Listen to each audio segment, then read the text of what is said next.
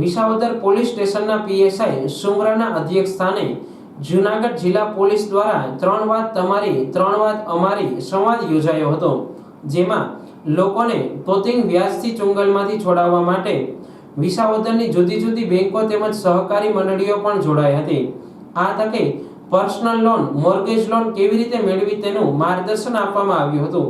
હું Visavadar HDFC bank branch manager Mayur પાંડેની આજ રોજ તારીખ 24/6/2024 રોજ વિસાવદર પોલીસ સ્ટેશન મુકામે 3 વાત તમારી 3 વાત અમારીનો સંવાદ રાખેલું હતું અને સાથે બેંક દ્વારા અધિકૃત વ્યક્તિઓ દ્વારા લોન સરળતાથી મળી શકે તે માટેની માહિતી માટેનો કાર્યક્રમ રાખેલો હતો, જેની અંદર અમે બેંક દ્વારા તમામ વિસાવદરની જનતાને અને લોકોને, વેપારીઓને અમે જાણ કરીએ છીએ કે બેંક દ્વારા સરળ વ્યાજે લોનો અપાય છે। તમે કોઈ પણ એવા ખોટા વ્યાજખોરી અથવા તો કોઈ એવી ચક્રવૃત્તિ વ્યાજવાળી લોનની પ્રક્રિયાની અંદર જશો નહીં।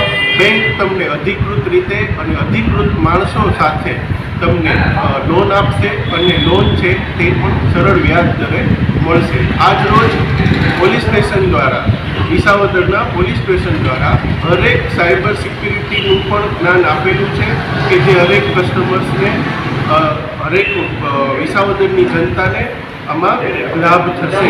ધન્યવાદ। પીએસઆઈ સુમરા દ્વારા લોકોને પોતાના વાહન યોગ્ય જગ્યાએ પાર્ક કરીને ટ્રાફિક ન થાય અને લોકોને પણ તકલીફ ન પડે તેવું જણાવ્યું હતું। તાલુકાના ખેડૂતોને પણ અપીલ કરેલી છે કે પોતાને ત્યાં પરપ્રાંતીય મજૂર કામ કરતા હોય તેના આધાર કાર્ડ તેમજ બીજા ડોક્યુમેન્ટ પોતાની પાસે રાખવા, જેથી કોઈ પણ પ્રકારનો ગુનો કરીને ભાગી જાય તો ગુનો ડિટેન કરવામાં મદદ મળે, એટલા માટે પરપ્રાંતીય મજૂરના એવિડન્સ રાખવા અપીલ કરી હતી। આ કાર્યક્રમમાં વિસાવદરના વેપારીઓ તેમજ રાજકીય પદાધિકારીઓ પધાર્યા હતા। એટલો બધો વ્યાજ લોકોનો ત્રાસ હોય છે કે ઈ માણસ આત્મહત્યા કરવા સુધી પ્રેરાઈ જાય છે અને અંતે ઈ આત્મહત્યા કરે છે। આવા ઘણા કેસીસ આપણે જોઈએ છીએ, ઘણા કેસીસ વિસાવદરમાં આપણે મની લેન્ડરિંગના દાખલ કરેલા છે।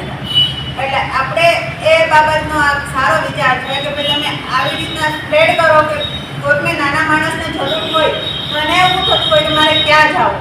અમુક ટાઈમે એવું હોય છે કે એસબીઆઈ છે કે બીજી બેંક છે એ અમુક ક્રાઇટેરિયામાં લોન આપતી હોય તો અમુકમાં નથી આપતી, ત્યારે માણસ છેવટે આ રસ્તો અપનાવે છે।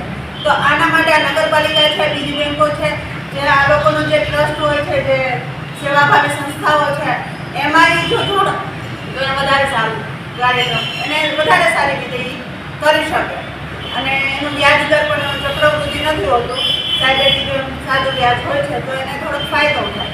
ઓલું તો 3%થી માંડીને 10-20-20% સુધી માણસ વ્યાજ આપે છે, છતાં એની પરિસ્થિતિ તો એને ઊભી ન